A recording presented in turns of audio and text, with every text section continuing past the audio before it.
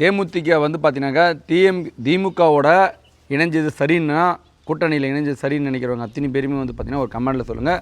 இல்லை இது தவறு, கேப்டனுக்கு செஞ்ச துரோகம்னு நினைக்கிறவங்க அத்தனை பேருமே வந்து பார்த்தீங்கன்னா ஒரு லைக்கை கண்டிப்பாக கொடுங்க கேப்டனுக்காக. அதே மாதிரி கலைஞர் ஒரு காலத்தில் சொல்லுவார், பழம் நழுகி பாலில் விழுந்ததுன்னு. பழம் நழுகி பாலில்லாம் உள்ள அகல பாதாடையில் சாக்கடையில் போய் விழுந்துருச்சு இன்றைக்கி தேமுதிகவோட நிலைமை. தொண்டர்களுக்காக இந்த கூட்டணின்னு சொல்லுது பிரேமலதா. ஆனால் தொண்டர்களுக்காக பிரேமலதா வந்து கூட்டணியில் போய் இணைக்கலை.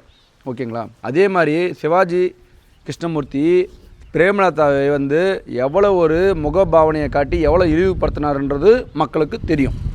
அதையும் மறந்துட்டு நம்மளோட கல்யாண மண்டபத்தை சுக்குநூறு ஆக்கினாங்க. அது கேப்டன் அவரோட ஆன்மா சுத்தமாக மன்னிக்காது, சுக்குநூறு ஆக்கினாங்க. அதையும் மறந்துட்டு ஓகே. அதுக்கப்புறம் கேப்டனை மேலே ஏறி கேப்டன்ற ஒரு வார்த்தை வந்து தமிழக மக்களால் அவர் அன்பாக கூப்பிடப்பட்ட ஒரு வார்த்தையை எவ்வளோ கேவலப்படுத்தணுமோ திமுக வடிவேலை வச்சு மேடைக்கு மேடை ஏற்றி அதையும் மறந்தது இந்த பிரேமலதா. அனைத்தையுமே மறந்து கேப்டனுக்கு அடிமட்ட துரோகத்தை செஞ்சுட்டு போய்கிறது யாருன்னா திருமதி பிரேமலதா அவர்கள். இந்த கூட்டணி நிலைக்காது. இது வந்து ஓட்டாக மாறுமானா 100% யாரும் தொண்டர்கள் உங்களுக்கு ஓட்டு போட மாட்டாங்க. இதுதான் உண்மை.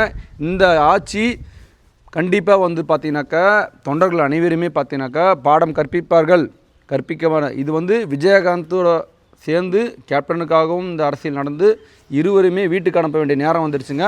கேப்டனுக்காக இருவருமே வீட்டுக்கு அனுப்ப வேண்டிய நேரம் வந்துருச்சு. இருவருமே துரோகம் செய்தவர்கள் தான். இதை யாரும் தமிழ்நாடு மக்கள் மன்னிக்கவே கூடாதுன்றது தான் என்னோடய உறுதிமொழி.